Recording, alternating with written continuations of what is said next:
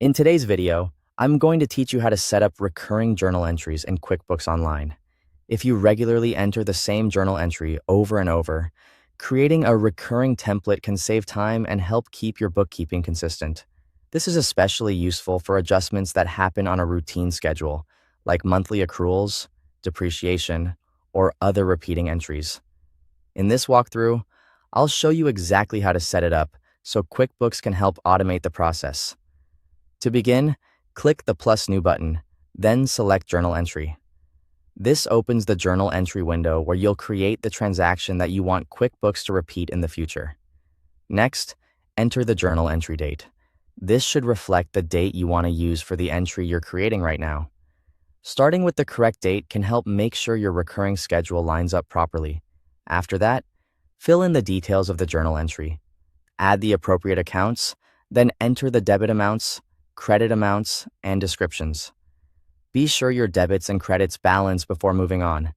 It's also a good idea to make your descriptions clear and specific, since that can make future review and reporting much easier. Once the journal entry details are complete, go to the bottom of the journal entry window and click Make Recurring. This tells QuickBooks that you want to turn this entry into a reusable template instead of entering it manually each time. Now enter a name for the recurring template. Choose a name that clearly describes the purpose of the entry, so it's easy to recognize later. A simple, organized naming style can be very helpful if you end up managing multiple recurring templates.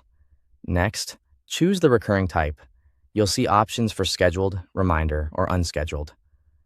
Scheduled means QuickBooks can create the entry automatically based on the timing you set. Reminder means QuickBooks will prompt you when it's time, but you'll still review and create it yourself. Unscheduled saves the template for future use whenever you need it, without a fixed timing pattern.